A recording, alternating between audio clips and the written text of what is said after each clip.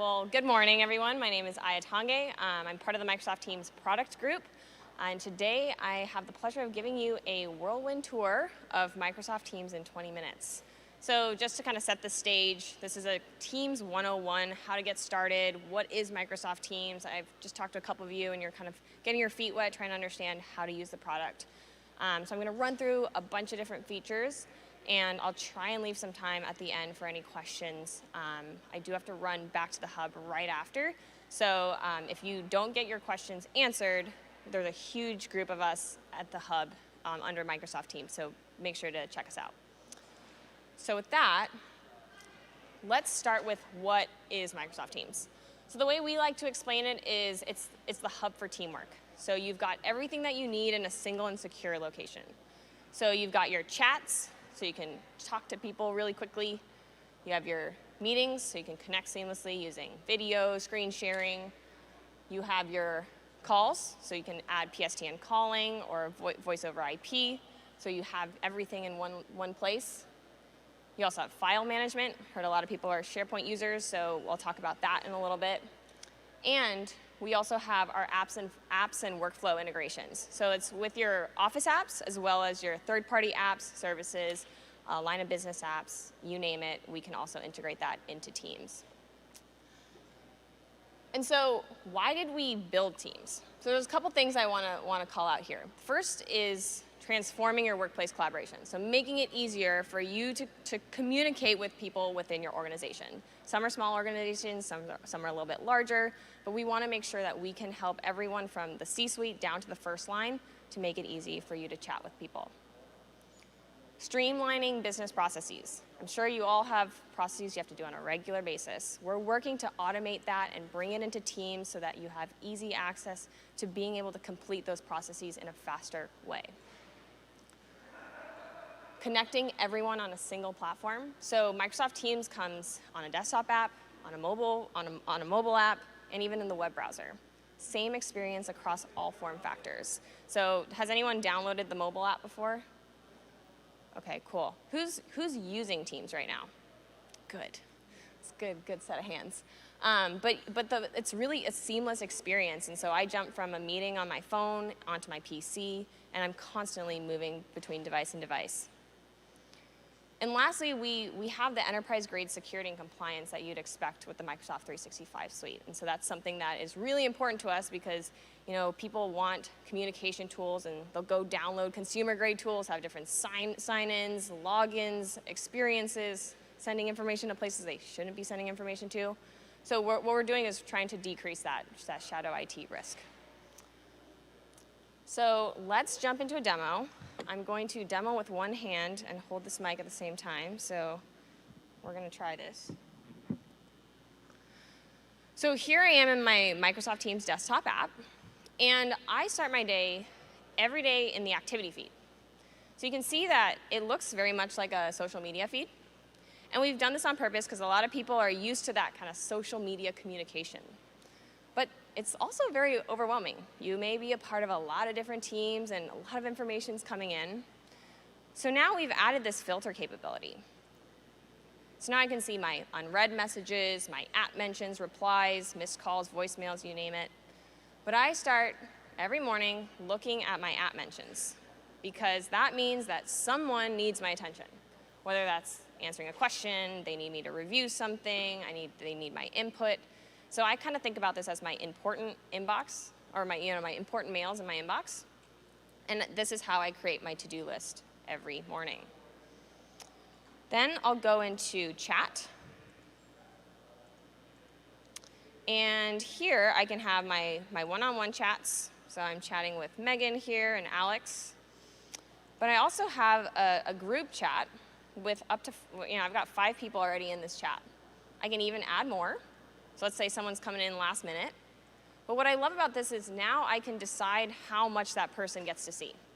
Do they get to see the entire history of that chat? Do I only want to give them a couple days? Or I can include all chat history. This is really great for people who are onboarding into, if you get a new team member and they need to get up to speed, it's a really great way to do that. You can also name, if you have more than 2 people in your chats, you can name them so that you don't have a line of names right here on the left-hand side. You can name your chats so that you know exactly what you're talking about. And at the top here, I can automatically video call them, audio call them, or even screen share. So easy access to this group of people. You can also see we're having a little bit of fun here. We've got some GIFs and stickers. Who can't say no to these? What we're doing here is a lot of us are working with remote people. You're not seeing people face to face. And so this is a way to kind of drive cultural transformation and show your emotion through technology. And so we've got GIFs here, as well as stickers that you can even create on your own. And we've also added a new capability called praise. So this allows you to actually acknowledge your team members, or if you're a manager, acknowledge the people in your group to show like the good work that they're doing. You can easily do that by just clicking here. And we found that this creates a more inclusive community, even if you're maybe not seeing everyone face to face in your organization. Now, because I'm using this chat on such a regular basis, I've also pinned it to the top of my chat list. So if I were to unpin this, let's start from here, it goes into my recent chats. So all of my recent chats are right here. But if I need easy access to this for kind of, let's say, a couple months, if I'm working on it, I'm going to pin it to the top so I always know where it is. But we recently just announced yesterday that you now have the multi-window functionality. So I can pop out the chat and work across multiple at the same time. This was a capability a lot of people were asking for. And so now you can pop out these chats. Now, going into Teams, this is really where all the collaboration magic happens. And everyone goes, how do you use Teams? How does this all work? So at Microsoft, we have kind of 2 best practices in creating teams.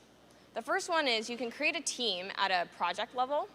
So let's say we're working on launching something. So we've created a team specifically for that project. Or you can create it at an organizational or departmental level. So here I've created a sales team, and then they've got channels underneath. So what are channels? The way I like to explain channels are it's a specific work stream. So anything that's related to design will be in the design channel. Any conversation related to the launch event will be in the launch event channel. Anything in the production channel will be production related. So regardless of where, if you're looking through your channels, you're saying, where do I ask this question? Look for what you're trying to answer and type in the question there, or start sending documents to that location. So something you may also notice, there's a padlock here. So yesterday we actually announced that we're going generally available with our private channels. So private channels are indicated by a lock, and it's actually locked down to a specific group of people that you can decide who gets access to it. A lot of people wanted this for their managers or leadership teams, and so we've allowed that capability. So let's talk about this channel that I'm in right now. And it looks like Megan has shared a PowerPoint and Word document here. So I can click into this Word document directly within the Teams platform. So now I can edit all of this right within Teams. But I can also open this into my Word desktop app or my web browser. It's all based on what you would like to do. But again, easy access to your documents. And again, this is a cloud file. And it's backed by a Sharepoint site, so everyone's working on the same document, and so you don't have that V1, V2, V3, V final. You can also see here at the bottom, we're having this is what we call threaded conversations. So you can kind of think about it as your reply alls in Outlook, right? How many people have had those, okay, yes, I've done it, updated, reply all, yes, complete. Instead of having that bubble up in your Outlook, you now have threaded conversations right here, and they're connected to the Word document in the PowerPoint presentation that your team is collaborating on. Another thing we've added is reactions. So instead of saying, yes, I got the document, or yes, I've done it, now you just have to react to it. So you can give it a thumbs up. I've given it a heart because I'm really happy with it. So again, it's driving that cultural transformation and showing your emotion through the technology. So I want to also show you the files experience. How many people are SharePoint users? Yeah, lots of SharePoint users.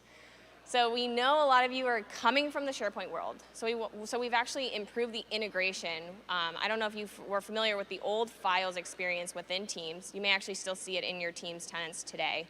But we're bringing in the familiar, rich SharePoint files experience that you're used to right within Teams. So everyone can see the same SharePoint files, right? You could open it up in a window, but it's all right here. We also have a sync button, so you can sync your files back to your desktop as well. So let's go back here. I want to show you some AI capabilities that we have. How many people are working with folks all around the world? Yeah. So at Microsoft too, we're working with people all around the world. People aren't speaking the same languages. And so what we've done is, let me switch this back. So what we've done is, we've been able to, using AI, actually translate our communications. So you can see that Diego has written back in Spanish. I don't speak Spanish, unfortunately. But now with the translation feature, I can translate that into English. So we're breaking down those language barriers. So regardless of what language you're speaking or what language you want to speak in, you can do that, and other people will be able to understand you. We also want to make sure you have all of your applications in this specific channel. So because we're working in the production tenant or production channel, I need to understand how my data centers are working. So I've added my Power BI dashboard to this channel so that so anyone in my team has easy access to it right at the top. I've also included a OneNote so that we can have notes. People can update right here. So it's a team OneNote. So anything you write in here will be accessible to the entire team. I've also included an Excel file that I use on a regular basis. And so they don't have to go and try and find that file and open it in the desktop app. It's all right here. So pinning these things are really easy. I just click on that plus button right here. And I can add all of my kind of first-party apps, so all of the Office apps.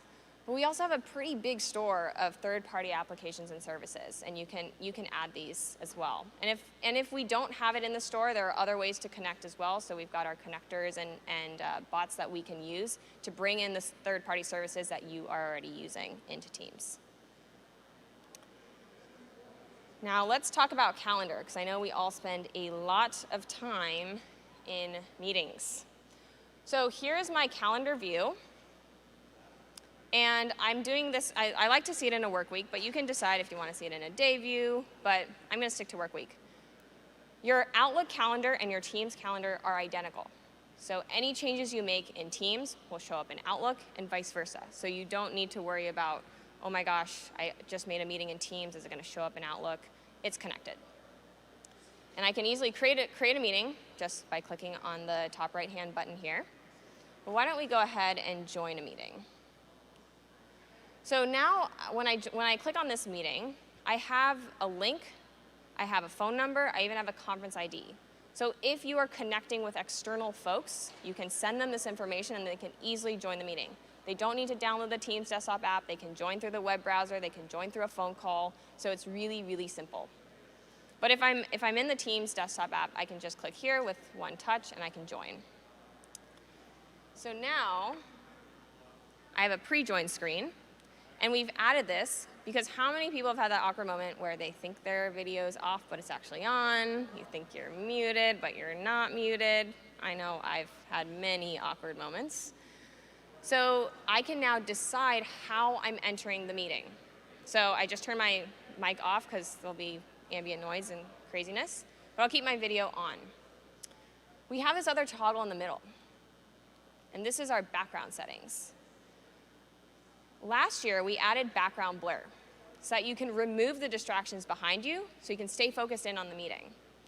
You can still see that people are moving back there, but you don't really see what's happening. A lot of people are using this if there's confidential information behind them, if they're at their desk and they have a whiteboard or they have something behind them they don't want to share, they turn on their background blur.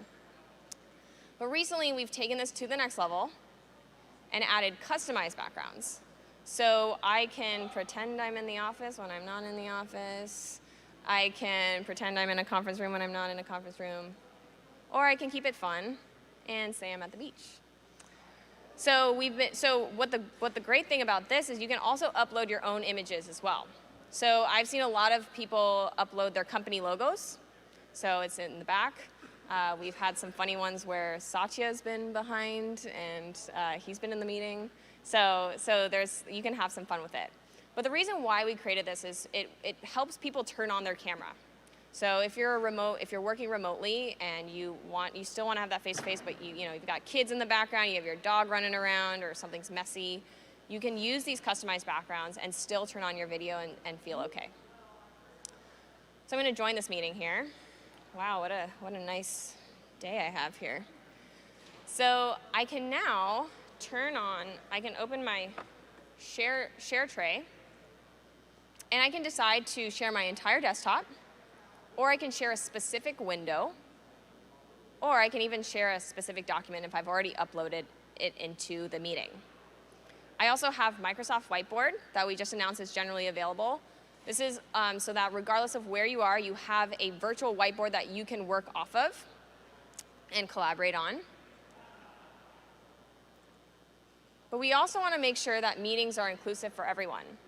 So if you've used Teams in the past, we've already added closed captions and transcription services powered by Microsoft Stream, and I'll show you that in a second. But now, while you're in your meetings, you can also turn on live captions. And it's hard to demo here when I'm in this kind of location, but what'll happen is when I start talking, at the bottom, it'll show all of my words. We also have a meeting recording functionality where I can record all of my meetings.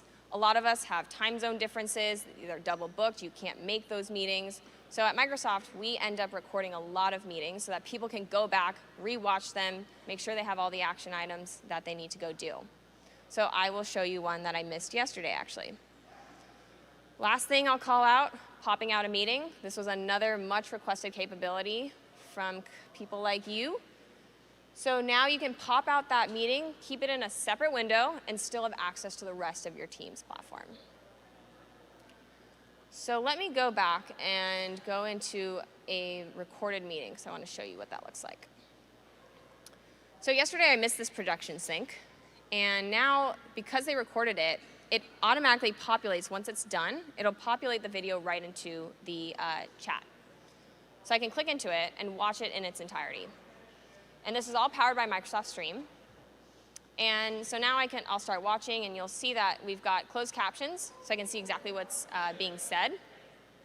But it gets even better. Because everything is transcribed, I can click on the magnifying glass right here and type in my name. So now it tells me exactly where they start talking about me, hopefully in a good way. So it looks like I need to do something. So if I click there, you'll see that the video actually jumped to that location. And now I can start watching just from this part. This is a short meeting, but if it was, let's say, a 2-hour meeting and you're like, okay, I'm only in it I only need a 10-minute part, and you have to kind of search for it, no need to do that anymore. You just use that search capability. We also have calling capabilities. If you have PSTN calling included in your package, you'll find your phone number right at the top.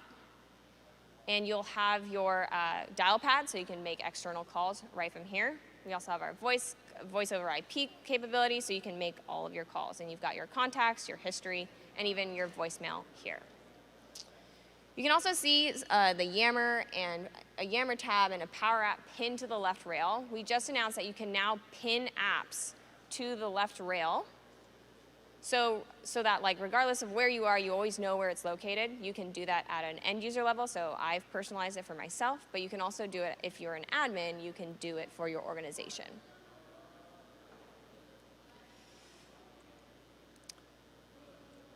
So let's see, I want to give you a couple other things and we're going to open it into Q&A. So I know a couple of you are still thinking about, why Microsoft Teams, why should we use it? I want to leave you with this, and you can take a picture of it. There's slides we'll send out after this. But this is really why we believe Microsoft Teams can help you and your organization. And personally, I think from a standpoint of being able to use it from the C-suite down to the first line, we have a lot of sessions this week on how we use it in healthcare and first-line workers, and in the C-suite. It's a great platform that you can use for your entire organization. And also from a security and compliance standpoint, we really do a great job. And to get started, you can go to our website, so microsoftteams.com, really easy. The best way to kind of get used to it is also downloading that mobile app, mobile experience. You can try it out. If you want to get more deployment and adoption support, you can visit the Fast Track team that's on the show floor, as well as ak.ms/successwithteams. That's our one-stop shop of where you can find both end user and technical documentation, best practices, you name it, it's on that site. So that's a good one you can check out. But again, this week we have over, I think, 60 sessions on Microsoft Teams, so there's a lot going on. I know you can't go to all of them, but definitely check out in our app. You can find all of our sessions there. Great. So with that, I think we've got 9 minutes, and I want to make sure I can answer people's questions. I might, maybe we do hands for a little, and then we might have to go one-to-one. Yeah, let you.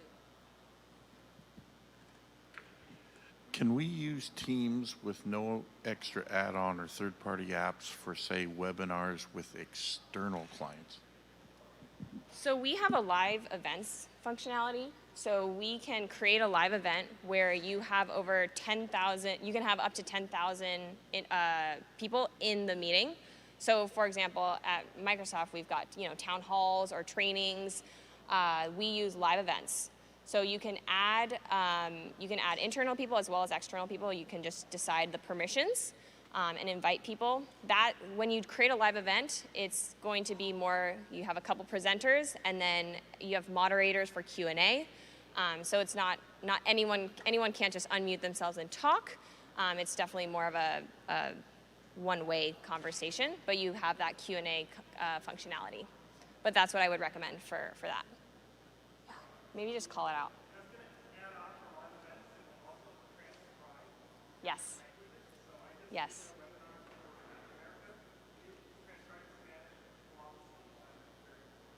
Thank you. You didn't hear it from me. He's not a plant. Any other questions?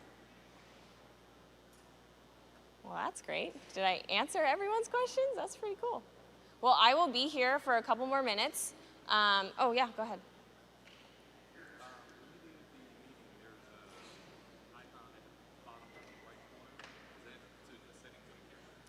Let's go back.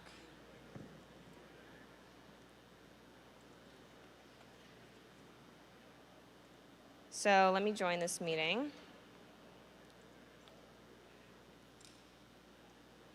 Which ones are you talking about? Oh, this one? So video camera switch. Yeah, so I have both ways because my device has 2 cameras. And then I also have a chat capability. So if we want to chat while you're doing a video or a meeting, if you've got a bunch of people and they just want to ask questions, we have a chat sidebar as well. Yeah. Sure.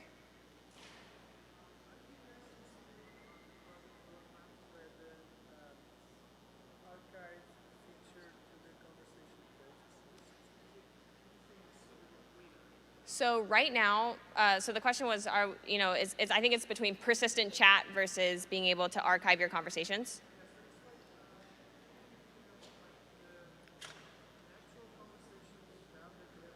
Yep. Sure. So good feedback. Right now, Microsoft Teams, if you have a conversation that you're having, it's going to be persistent. So it'll always be there. We have heard that feedback. I know a lot of Skype for business users are used to kind of the chat disappearing and after they finish the conversation. So as of today, it's persistent, but good feedback. I can bring it back to the team. Yeah. Cool. Any other questions? Yeah. Oh, yes. Yeah, I can talk about that. So if anyone's coming from Skype for Business to Teams, so at Microsoft, we are completely on Microsoft Teams now. It was a transition phase, and if you're interested in learning about Skype to Teams, if you go to aka.ms/Skype to Teams, you'll find all of that transition documentation and best practices and change management. At Microsoft, I can talk a little bit about that. We're using Skype for Business and Teams side by side. It's what we call islands mode. So you have the ability to use both, because if people left the office on Friday with Skype for Business and then on Monday showed up and Teams was there, they would all be confused. So what we did is we had it side by side, trained people how to use Teams, but still had Skype for Business because they didn't want to let go yet. After people felt comfortable, then we slowly transitioned. As part of the Microsoft Teams group, what I did was I set my status on Skype for Business saying, I will be only answering in Microsoft Teams. So from a change management perspective, that's a kind of a good way to get people to move and say, okay, Aya's only on Teams, so I'm going to go chatter on Teams. Once people feel like, okay, they understand how to use it, then they will. Then you can kind of deprecate. Okay. Business. Just because, oh, there she is. All right. Well, Marissa was in that chat. She is doing another session. So we were all just in another session. Great.